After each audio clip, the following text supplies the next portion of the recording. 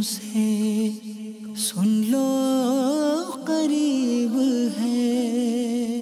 الحمدللہ رب العالمین والصلاة والسلام علی سید المرسلین، اما بعد فاعوذ باللہ من الشیطان الرجیم، بسم اللہ الرحمن الرحیم۔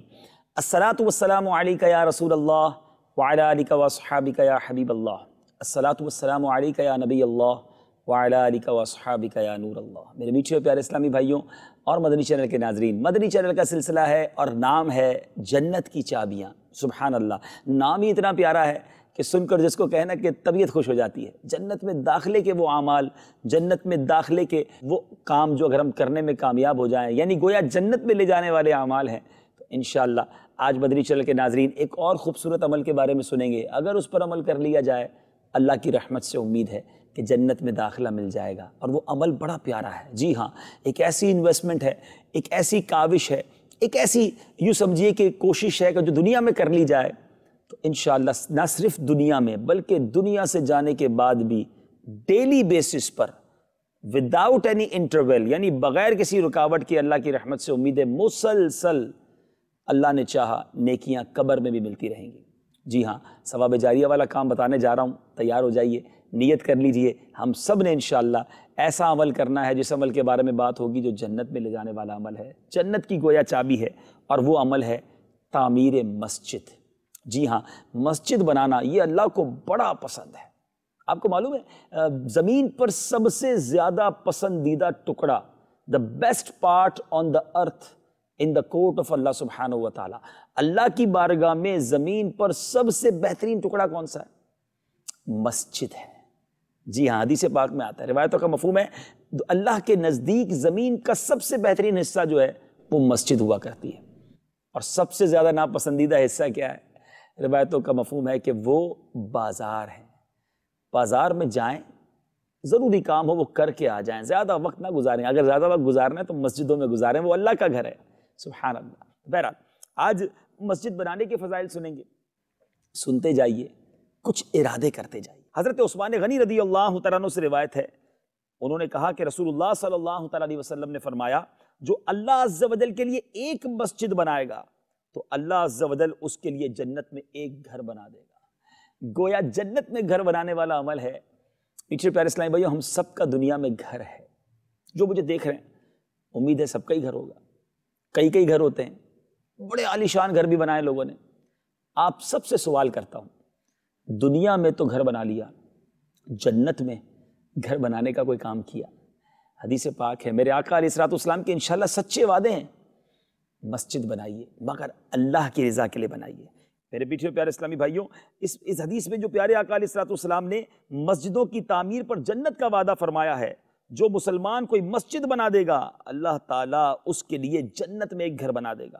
اب یہاں ایک اور بڑی خوبصورت بات ہے، حدیث کے الفاظ میں، عربی الفاظ میں مسجدن اور بیتن دونوں لفظ نکرہ لائے گئے۔ یہ تھوڑا عربی کا قاعدہ ہے، مگر مسجدن میں تنکیر تحقیر کے لیے ہے اور بیتن میں تنکیر تعظیم کے لیے ہے۔ اس کا حاصل مطلب یہ ہوا کہ جو مسلمان چھوٹی سے چھوٹی مسجد بھی تعمیر کرے گا تو اللہ تعالیٰ اس کے لیے بہت بڑا عالی شان مکان جنت میں بنائے گا، گویا جنت میں محل مل جائے گا۔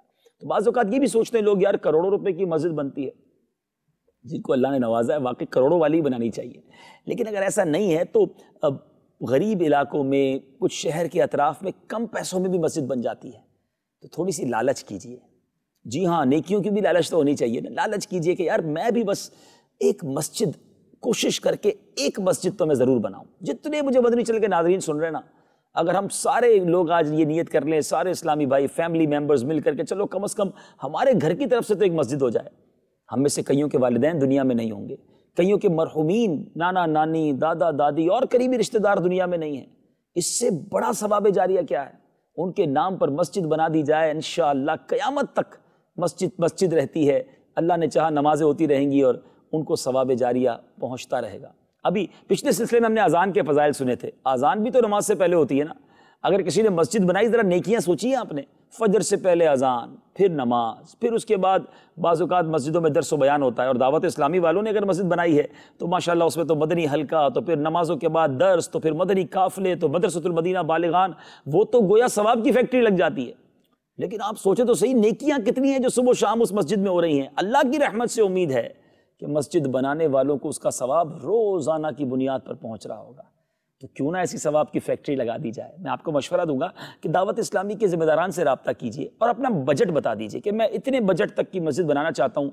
آپ کو پتہ ہے دعوت اسلامی کتنی مسجدیں بناتی ہے؟ الحمدللہ ہمارا ایک شعبہ ہے مجلس خدام المساجد، سال میں 365 دن اور اسلامی سال کے حساب سے 360 دن ہوتے ہیں۔